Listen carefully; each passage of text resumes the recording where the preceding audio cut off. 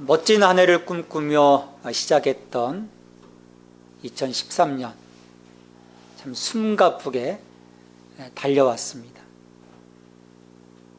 며칠 남지 않은 2013년, 올 한 해, 여러분 어떠셨습니까? 행복한 한 해였습니까? 정말 감사하고 고마운 한 해였습니까?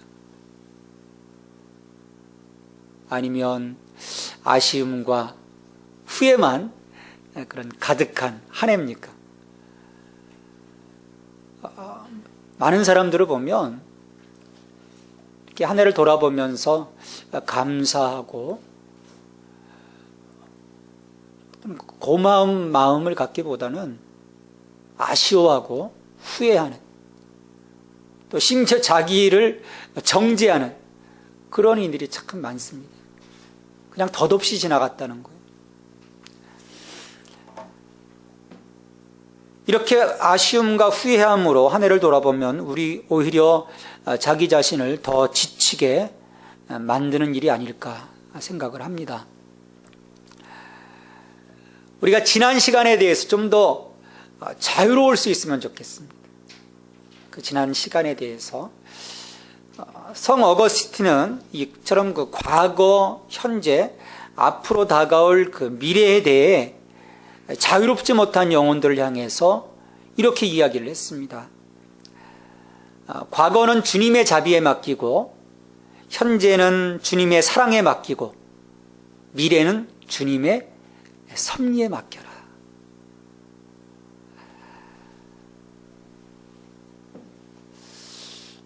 우리 자신이 다 한 것 같아요. 내가 뭔가를 좀 한 것 같지만 지난 날들을 다 자세히 이렇게 돌이켜보면 그 자리자리마다 하나님의 은혜와 사랑으로 우리가 살아왔습니다. 그런 면에서 우리가 좀 더 나 자신을 진지하게 돌아봐야 합니다. 쉽게 판단하고 풀주고 사는 삶이 아니라 내가 하나님 은혜 안에서 참으로 복된 삶을 살아가고 있음에, 또 현재 과거에 그렇게 살아왔음에 우리가 감사드릴 수 있어야 합니다. 여기서 한 걸음 더 나아가 구원받은 하나님의 백성으로 내가 제대로 걸어가고 있는지 나를 바라보고, 또 부족했던 나의 모습이 있다면 지난 그 과거의 나의 모습들, 그 하나님의 자비에 맡기는 거죠. 그러면 그런 나를 품어주시고 용서해 주시는 그 주님을 힘입어서 우리가 앞으로 나아갈 수 있습니다. 주님이 우리를 정죄하시겠습니까? 그럼에도 불구하고 우리를 칭찬해 주시고 격려해 주시고 지지해 주시는 겁니다. 에베소의 그리스도인들도 이 점을 늘 생각해야 했습니다. 우리가 주로 인해서 누리게 하신 그 은혜가 무엇인지 점검해보고 그것들을 자신의 누림으로 삼을 때와 전혀 그 은혜의 누림이 무엇인지 알지 못하고 가는 그 신앙의 길은 그 편차가 커도 너무나 크기 때문입니다. 그러게 바울은 오늘 본문 말씀인 이 에베소서 2장 11절로 18절까지의 말씀을 통해서 이 그리스도 밖에 있었던 때, 그리고 그리스도 안에 있는 그들의 삶이 어떠한지 그것들을 생각하도록 요청을 받습니다. 돌아보라는 거예요. 현재를 곰곰이 살펴보라는 것이죠. 11절 말씀에 그러므로 생각하라. 너희는 그때 육체로는 이방인이요 손으로 육체에 행한 할례를 받은 무리라 칭하는 자들로부터 할례를 받지 않은 무리라 칭함을 받는 자들이라. 바깥에 있던 자라는 거예요. 외인이었다는 거예요. 은혜 안에 있지 못했던 우리들의 그 모습을 여기서 말씀하고 있는 거죠. 과거 그리스도 밖에 있었던 우리들의 환경이 어떠했었는지, 나의 그 영적인 실존의 상태가 어떠했었는지 신앙적으로 깊이 통찰해 보는 일은 중요합니다. 이것을 통해서, 이 과정을 통해서 내가 그리스도 밖에 있었던, 그러나 어느 순간 하나님이 나를 은혜 가운데 불러주심으로써 이루어낸 그 결과, 그것이 얼마나 큰지 내가 알게 되는 거예요. 야, 내가 이런 은혜를 입었구나. 그로 인해서 내가 감사할 수 있게 되는 것입니다. 그와 동시에 이 하나님이 허락하신 그 은혜 속에서 자신이 얼마나 충실하게 그 은혜들을 누리면서 그 은혜 가운데 거해 왔는지를 돌아볼 수 있게 되는 거예요. 그 영적인 점검이 이루어지는 거죠. 과거와 현재의 어떤 상태들을 보면서 지금 나의 포지션이 어디에 있는지. 반면에 우리가 잊어야 할 것들도 참 많습니다. 다른 사람이 우리에게 가한 상처들 참 쉽게 잊지 못하잖아요. 상처, 또 내가 실패했던 순간들, 또 보면 계속 반복되는 것처럼 보이는 어떤 최악의 상황들, 이런 것들은 깨끗이 잊어버리라는 겁니다. 근데 이걸 잊어버리지 못하고요, 막 묵상하는 분들이 참 많습니다. 아니, 은혜의 말씀을 묵상하고 약속의 말씀을 묵상하고 하나님을 묵상해야지 우리가 늘 부정적인 것들만 묵상하는 거예요. 그러니까 우리의 삶이 쪼그라드는 것 아니겠습니까? 믿음의 사람들로서 우리는 자신이 부족했던 지난 시간들은 주님께 맡기는 거죠. 그리고 우리는 앞을 볼 수 있어야 합니다. 주님도 동이 서에서 먼 것처럼 우리의 죄가를 기억하지 않겠다고 하셨는데 왜 우리가 벗어던지지 못합니까? 좀 훌훌 벗어버려야 되는데 우리는 그것을 계속 품고 있는 거예요. 이걸 벗어나지 못하니까 삶이 피곤하고 우울한 것입니다. 하지만 우리가 기억하고 절대 잊지 말아야 할 것들이 있습니다. 하나님의 은혜 안에 거하기 전 우리의 상황이죠. 이때를 기억할 때 거기로부터 우리를 건져주신 은혜가 얼마나 큰지 늘 깨닫게 되는 거예요. 그때 우리가 어떻게 살았는가. 오늘 그 말씀 12절 말씀에 보면 수많은 그 상실 가운데, 영적으로 상실 가운데 있었던 우리들의 모습을 볼 수 있습니다. 12절 말씀에 보시면은 우리 12절 말씀 같이 읽습니다. 그때 너희는 그리스도 밖에 있었고 이스라엘 나라 밖의 사람이라. 약속의 언약들에 대하여는 외인이요 세상에서 소망이 없고 하나님도 없는 자이더니. 과거 우리는 그리스도 밖에 있었다는 거예요. 구원의 은혜 안에 있지 못했다는 거죠. 어떤 혜택도 누리지 못했다는 겁니다. 그러니까 은혜로부터 철저하게 소외된 삶을 산 것입니다. 또 이스라엘 나라 밖의 사람이었다. 그러면 이 의미가 뭐겠습니까? 이스라엘 나라, 하나님의 그 통치가 이루어지는 신정국가잖아요. 그러니까 우리가 하나님의 통치 바깥에 있었다는. 또 약속의 언약들에 대하여는 외인이었다라고 말씀을 합니다. 우리 안에 그 어떤 약속의 말씀도 없었었다는 거예요. 그처럼 소망하고 바라볼 것이 없으니 당연히 세상에서 소망이 없었던 우리들의 삶이었다는 것입니다. 그러니까 철저하게 하나님께로부터 소외된 고독한 삶이었어요. 이것이 그리스도가 우리 안에 오시기 전에 가공할 만한 오중의 상실 상태입니다. 이런 그 상실이 우리 안에서 이루어진 거예요. 이렇게 철저하게 하나님께로부터 소외돼서 마음의 공허함을 세상 속에서 찾으려고 했지만 하나님을 알기 전 우리들이 쫓던 세상은 마음의 갈망을 채워줄 수 없었습니다. 그 친구들, 예수 믿지 않는 친구들, 예수 바깥에 있는 친구들을 보면요, 여전히 마음에 허해합니다. 제 친구들하고 만나보면요, 얼굴에서 벌써 차이가 나요. 제가 한 10년쯤은 젊어 보입니다. 50대 이제 초반에 이 친구들 보면요, 저하고 얼굴 때깔이 달라요. 저 안에는 소망이 있는 거예요. 근데 친구들 이렇게 이야기를 들어보면요, 소망이 없습니다. 좀 있으면 쫓겨나야 하는데, 뭐 이사까지 올라가면 거기들 쫓겨나잖아요. 뭔가 채워보려고 하는데 채워지지 않는 거예요. 늘 목말랐기에 육체의 욕망, 안목의 정욕, 이생의 자랑에 끊임없이 심취하고 빠질 수밖에 없습니다. 이 친구들의 관심거리는 다 이거예요. 다른 것이 없습니다. 이렇게 만왕의 왕이신 하나님으로부터 소외된 결과 수많은 사람들이 지금도 영적인 공황 상태에서 살아가고 있습니다.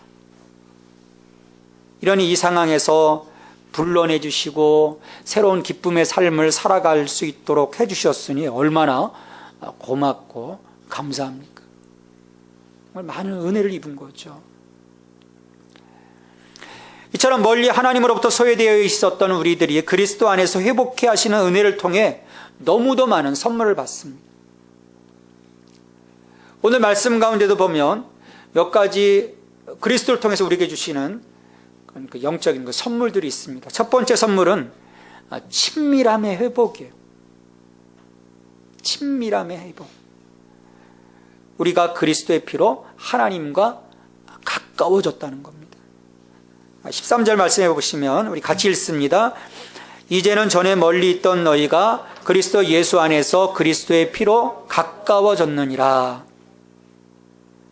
과거 죄와 허물로 죽었던 우리들이 거룩하신 하나님 앞에 나올 수가 없었습니다. 다 도망갔잖아요.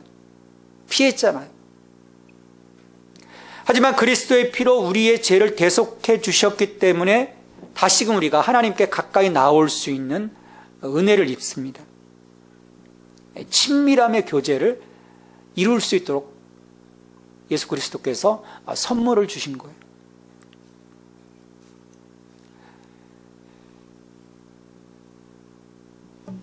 근데 참 우리 안에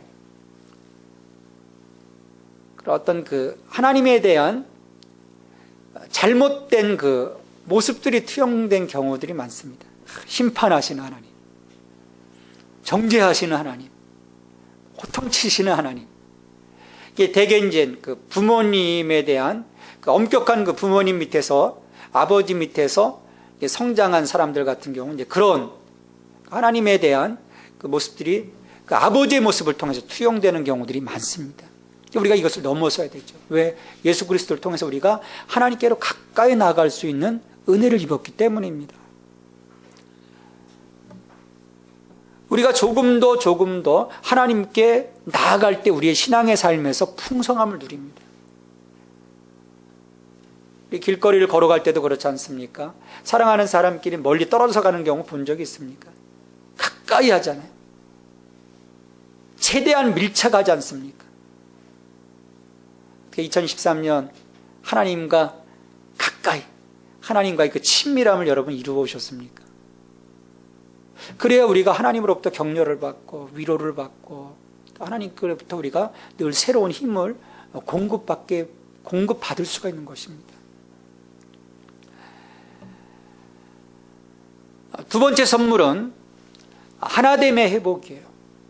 하나님과 우리를 친밀하게 만드신 이 예수 그리스도의 사역으로 인해서 우리의 삶의 현장에 모든 분열을 그리스도께서 그치도록 해주십니다. 14절 말씀 같이 읽습니다.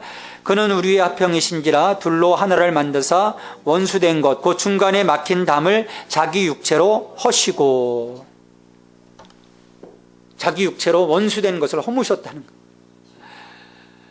여기서 바울이 이야기하고 있는 1차적인 그 원수된 그 사이는 유대인과 이방인의 사이에 처져 있는 그런 그 담. 유대인들 대단합니다. 철저한 어떤 선민 사상을 갖고 있기 때문에 이방인들을 개취급하는 거예요. 이들 하나님 바깥에 있는 자들이라는 거예요. 율법 바깥에 있는 자들이라는 거예요. 전혀 거룩하게 구별되지 못한 자들이라는 거죠. 얼마나 무시합니까? 완전 개무시해요. 이 담을 예수님께서 허물어 버리셨다는 거예요. 철저하게. 그래서 그 사이에 더 이상 어떤 오만도 편견도 자리 잡지 못하도록 다 깨어버리신 거예요. 오늘 우리 주변을 보아도 참 이런 담들이 참 많습니다. 장벽들이 얼마나 많은지 몰라요. 잘 허물어지지도 않고, 또 교회 안에도 보면 이런 그 장벽들이 자리 잡고 있어요.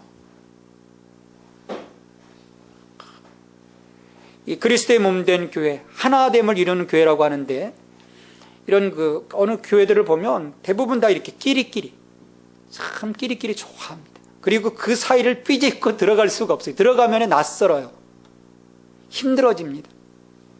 지연, 학연, 사회적인 지위, 또 여러 이해관계들로 높은 담들이 쌓여 있어요. 서로 가까이 하기가 어렵습니다. 이렇게 분열을 조장하는 담들을 헐어내도록 예수님께서 자신을 내어주셨습니다. 십자가로 그것들 다 허물어 주셨어요. 근데 여전히 우리가 이런 그 담을 둘러치고 있다면, 그로 인해 내가 다른 사람들에게 상처를 주고 있다면, 우리는 그리스도와는 다른 방향으로 잘못 가고 있는 겁니다. 제대로 가고 있지 못하는 거예요. 우리는 이런 장벽들을 헐어낼 수 있어야 합니다. 걷어낼 수 있어야 돼요. 그리스도께서 화평으로 이 땅 가운데 오셔서 우리를 엮어주셨기 때문입니다. 이처럼 예수님께서 유대인과 이방인 사이의 담을 헐어내시면서 그 담을 쌓게 만든 주범인 율법을 폐하셨다.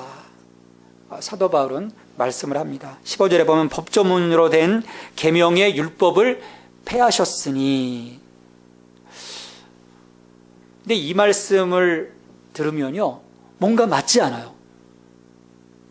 예수님께서 뭐라고 하셨습니까? 나는 율법을 폐하러 온 것이 아니라 율법을 완성하러 오셨다고 했거든요. 예수님 말씀과 일치가 안 되는 거예요. 여러분, 왜 그렇습니까? 성경은 서로 불일치될 수 없는 거잖아요. 여기서 바울은 유대인들이 자신들의 구별을 위해 주장하는 그 의식법에 대해서 말씀하고 있는 거예요. 다시 말하면 그 결례법에 대해서 말씀하고 있는 거죠. 의식법은 먹고 마시는 것과 절기, 초하루, 요즘은 월삭이라고도 합니다. 그래서 월삭 예배를 드리는 그런 교회들도 있는데, 초하루, 안식일 등에 대한 그런 규정이에요.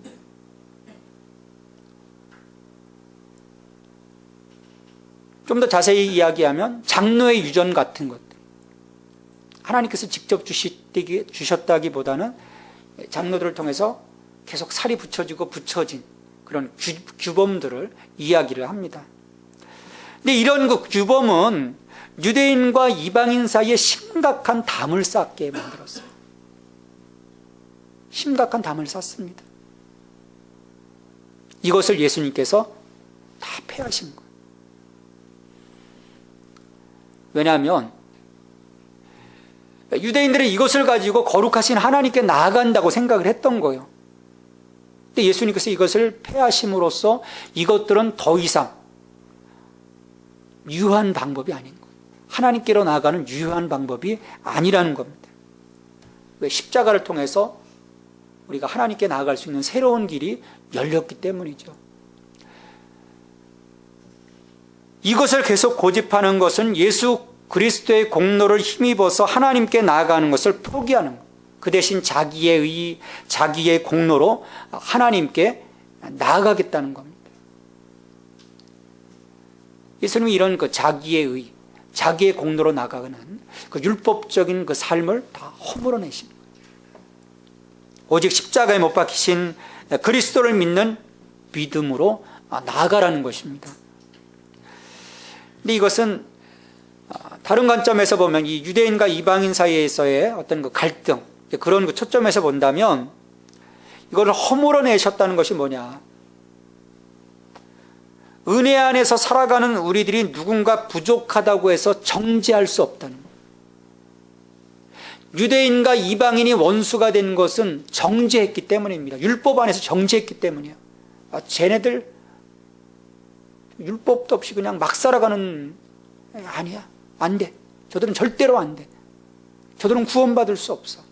그런 마음들을 이들이 갖고 있었던 것이죠. 또 나아가서 자신을 정죄할 이유 또한 없다는 거예요. 예수 그리스도께서 이것을 허물어 주셨기 때문에 내가 넘어져도 시험에 들어도 다시금 내가 진심 어린 마음으로 십자가 앞에 나가서 죄를 고백하고 그리스도의 피로 씻음받을 수 있는 은혜의 길이 열려 있는데 자책할 이유가 없다는 것입니다. 근데 그리스도께서 이렇게 은혜의 길을 열어주셨음에도 불구하고 우리 많은 그리스도인들이요, 어떤 죄의 문제에 부딪혔을 때 굉장히 힘들어하는 것을 볼 수 있습니다. 내가 이러다 구원받지 못하는 것 아닌가? 내가 천국 못 가는 거 아닌가? 그래서 계속 자기를 정죄하는.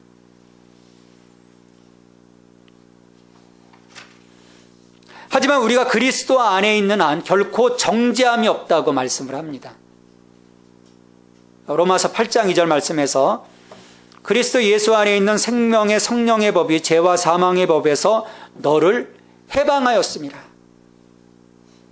더 이상 죄와 사망의 법에 옥죄임을 당할 이유가 없어요. 왜? 예수님께서 해방시켜 주셨기 때문에.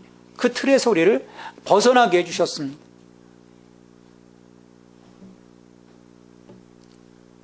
그렇게 율법으로부터 해방되었음에도 불구하고 여전히 우리가 율법 안에서 살고 있는 것은 아닌지. 옛날에 많은 목사님들이 율법적으로 계속 말씀을 강조했거든요. 그게 은연중에 우리의 삶 속에 들어와 있는. 그러다 보니까 나도 유대인들처럼 다른 이들을 정죄합니다.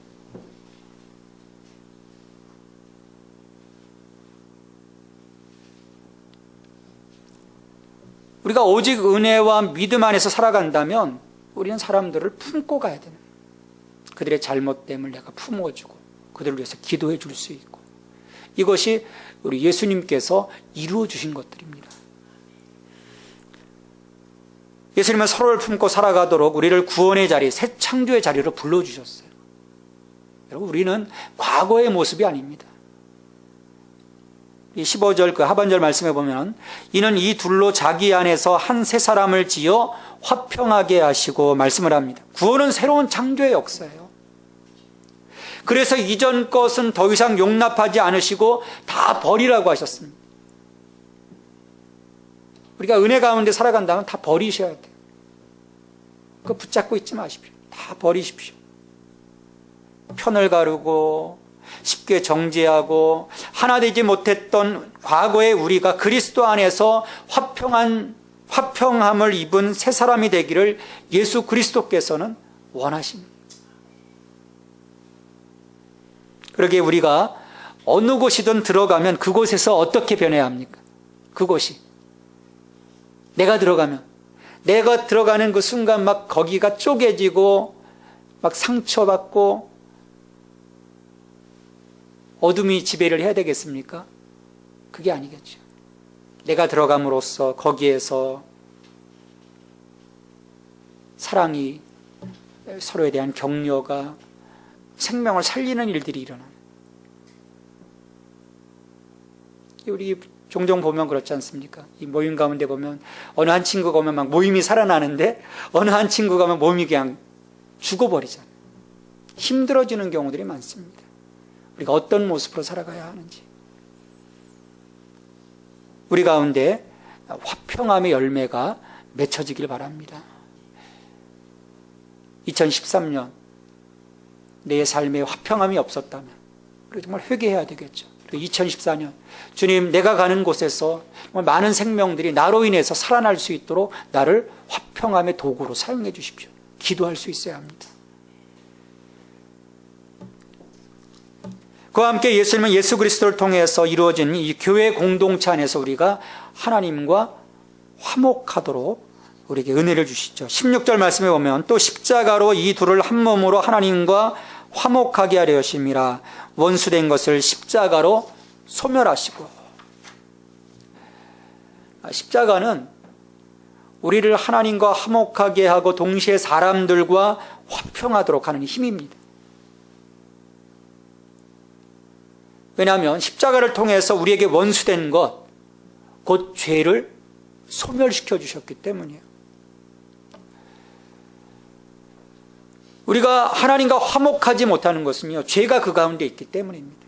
죄가 가로막기 있기 때문이에요. 예수 그리스도께서 그 원수된 것, 죄를 소멸시켜 주심으로써 우리가 화목할 수 있도록 길을 열어주신 거죠. 그래서 내가 화목함으로 하나님께 나아가지 못했다면 정말 우리의 그 죄를 살펴봐야 됩니다. 내가 어떤 허물 가운데 있는지 회개해야 되는 거예요. 회개함으로써, 내가 십자가 앞에서 철저하게 회개함으로써 하나님 앞에 나아갈 수 있는 그 화목함의 길이 다시금 열리게 되는 거죠. 예수님께서 우리에게 주신 세 번째 선물은 위로부터 오는 평안입니다.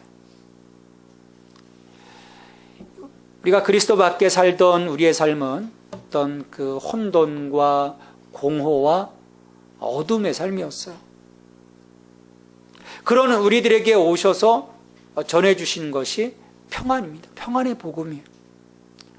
17절 말씀해 보시면은 또 오셔서 먼데 있는 너에게 평안을 전하시고 가까운 데 있는 자들에게 평안을 전하셨으니.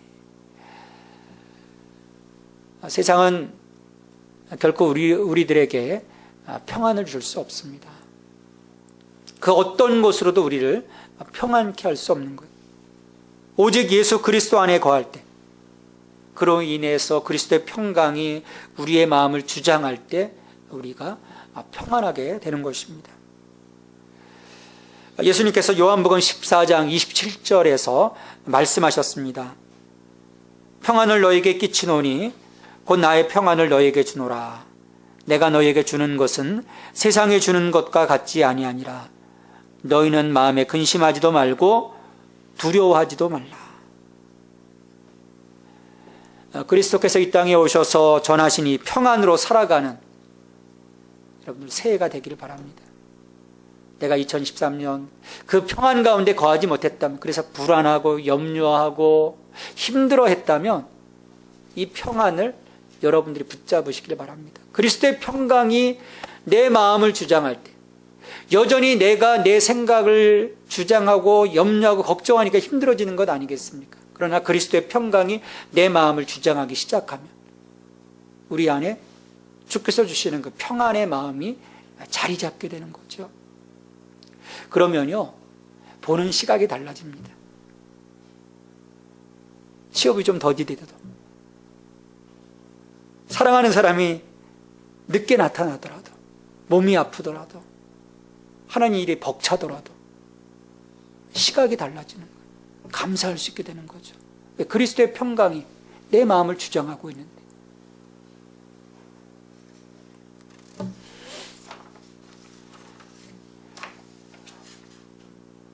과거 하나님께로부터 소외되어 있던 우리들이 그리스도 안에서 그리스도의 피로 친밀함이 회복되고, 또 분열과 갈등에서 하나됨의 회복이 이루어지고, 우리 안에 평안의 선물을 주신 이 모든 과정을 통해서 이루시고자 하시는 마지막 목표가 여러분 뭐라고 생각하십니까? 하나님이 왜 이렇게 우리에게 이런 그 회복의 역사들을 통해서 어떤 것을 이루시고자 하는 거라고 여러분 생각하십니까? 그 마지막 골이 뭘까요? 우리 18절 말씀을 보시죠. 정말 중요한 말씀이에요. 우리 같이 읽습니다. 18절 말씀. 이는 그로 말미암아 우리 둘이 한 성령 안에서 아버지께 나아감을 얻게 하려 하심이라. 이 모든 과정을 통해서 이루시고자 하시는 마지막 목표는 예배의 회복입니다. 다른 것 다 되어도 마지막 이 목표까지 나아가지 못하면 하나님과 나 사이에 온전함이 이루어질 수 없어요. 이 나아감이라고 하는 이 단어, 헬러 단어는 프로사고구엔이라는 말이에요. 프로사고게. 이게 그 구약 성경에서 그 쓰임을 보면 종교적이고 제의적인 표현. 그러니까 예배에 대해서 사용되는 말이에요. 그냥 뚫레뚫레 나갔다는 것이 아니고 하나님께 예배하러 나갔다는 거예요. 죄와 허물로 죽어 하나님으로부터 소외되었던 우리를 다시금 하나님과 합평케 하시는 그리스도를 통해서 우리 가운데 이루신 가장 온전한 성취는 하나님의 백성으로 우리가 거룩하신 하나님께 나와 예배드리는 거예요. 여러분, 이 자리가 하나님 은혜 받음의 완성의 자리인 거예요. 왜냐하면 예배의 자리에서 모든 것이 종합적으로 이루어질 수 있기 때문이에요. 이 예배 속에서 하나님과의 친밀함이 이루어져요. 이 예배 속에서 성도의 교제가 이루어집니다. 이 예배 속에서 마음의 평안함을 누릴 수 있게 돼요.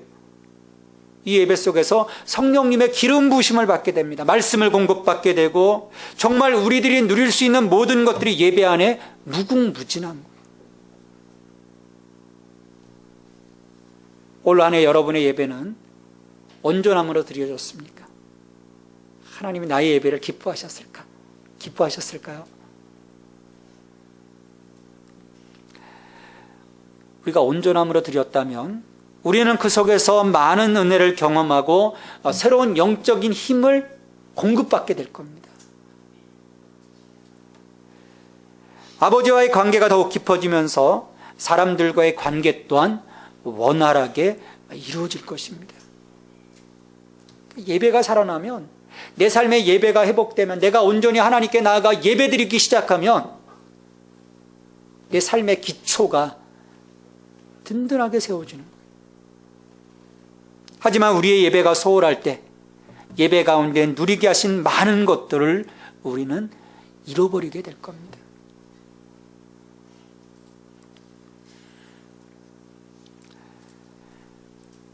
주께서 허락하신 이 예배에 집중해서 오늘 우리가 누릴 수 있는 모든 하늘의 신령한 복을 여러분들 풍성하게 누릴 수 있기를 바랍니다. 내가 2013년 나의 예배가 부족했다면 이제 새해에는 하나님, 나의 예배가 살아나게 하십시오. 나의 예배를 통해서 하나님 풍성함을 누릴 수 있게 해주십시오. 기도할 수 있어야 됩니다.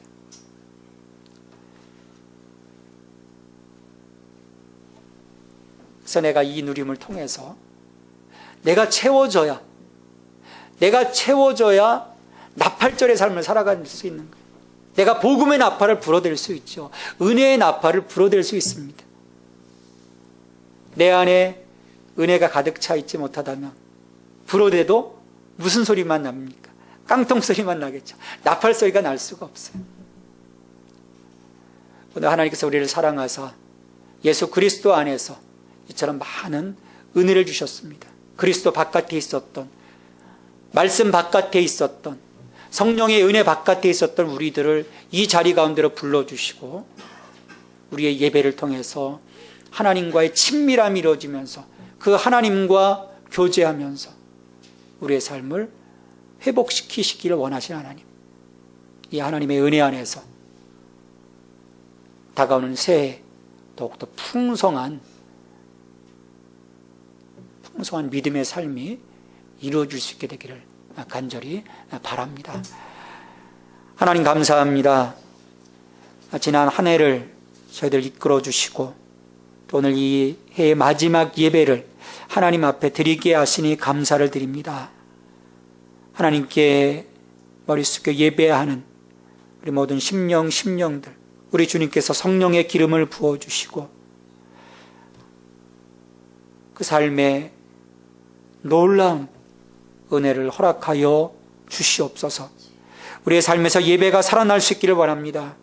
하나님, 다가오는 새해 우리의 삶에서 온전하게 하나님께 예배드리는 삶이 되게 도와주옵소서. 그 삶을 통해서 더욱더 하나님과 친밀하게 하시고 마음의 평안함이 이루어지게 하시고 성령님의 기름 부으심이 넘치게 하시고 말씀을 공급받게 하시고 성도와의 아름다운 교제가 우리 가운데 이루어질 수 있도록 예수 생명교회가 이를 통해서 더욱더 예수 그리스도로 충만한 교회가 될 수 있도록 주님 축복하여 주시옵소서. 이 모든 간구를 예수님의 이름으로 기도하옵나이다. 아멘.